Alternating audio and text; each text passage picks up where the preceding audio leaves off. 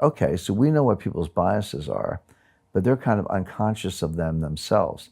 So we can engage in something called choice architecture, that's their term, where we can design insurance applications, employment forms, brochures, information, etc., to manipulate people into certain choices which they might not otherwise have made.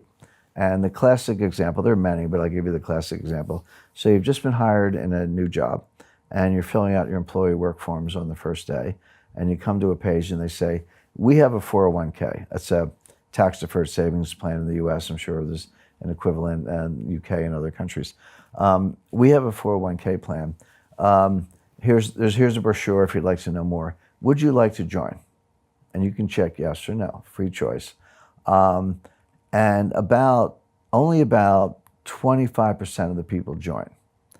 Okay, but if I change the question and I say, we have a 401k plan, here's the brochure. You are automatically enrolled. Would you like to opt out?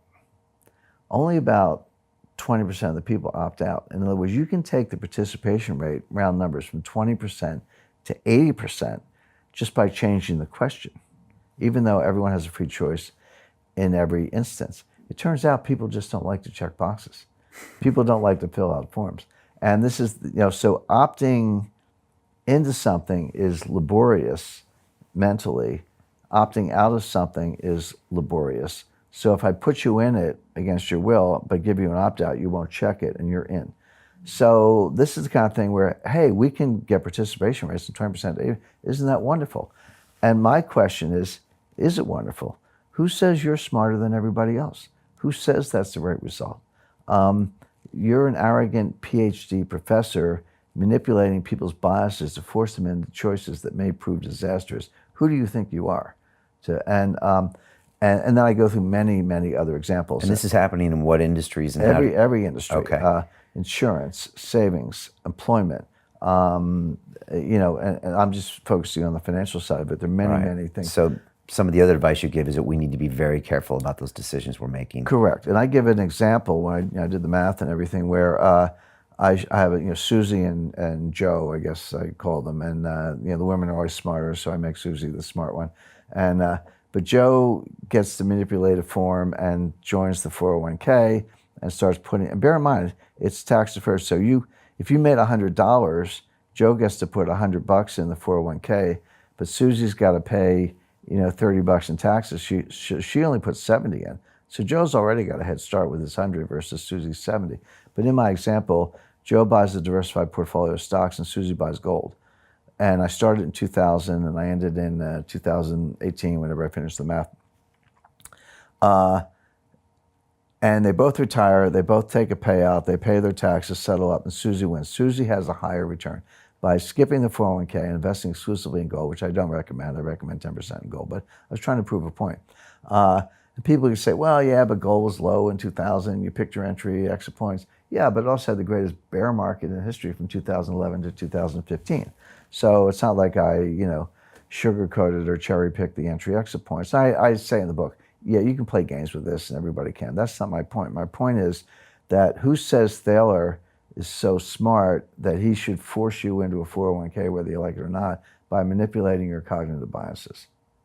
And so that's there are many dangers I point out, but that's one of them. Yeah, it's a great point. I've had some high-level marketing and advertising people in here that have talked about the same thing. Oh, yeah. You sit down at a table at a restaurant, what do you want, red or white wine? It's like, who said I wanted wine? Right. But you obviously have to make a choice, and all of a sudden your bill is this, and the margins are this, and these are everywhere in our life. Correct. We don't realize them. Correct.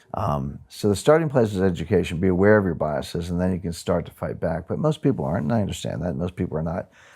But I had a really interesting conversation with Dan Ariely, who was... Yeah, I had him here, actually. Yeah, okay. Well, yeah. So Dan, brilliant guy, his whole backstory. And he's, I would say, after Kahneman and Tversky passed away, but after Kahneman and Tversky, I would rank Ariely as the third leading behavioral psychologist. I'd rank him above Thaler and Sunstein, even though, of course, they're brilliant and very good.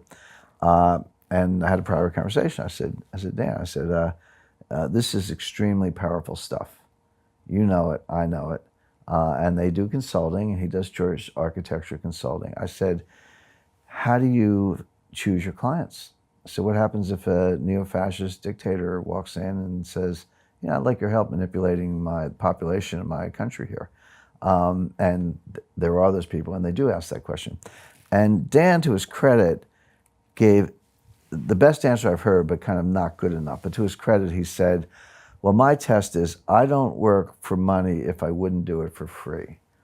In other words, if I find you, repugnant or offensive or neo-fascist or whatever, you can't pay me enough to work for you. And so if I wouldn't do it for free, I won't do it for pay if you're a bad guy. Hey, it's Brian Rose, founder of the DeFi Academy. I've told you my 4-week crypto bootcamp is amazing, but don't take my word for it. This is what my students are saying. The DeFi Academy was an amazing experience for me. It took me totally out of my comfort zone. In this course, I was challenged, I was held accountable, and pushed to do things that honestly weren't always easy. It's been phenomenal, and I can't believe we're already up on our 4 weeks. It has flown by. Going through this DeFi accelerator by far was one of the best courses I've taken. You do this course, you really get into the nitty-gritty of the activities that will make you comfortable with decentralized finance. Thank you so much to Brian and everyone at London Real and the DeFi Academy for even putting together an amazing course like this. Anybody else that wants to do it, please sign up. It is well worth the money.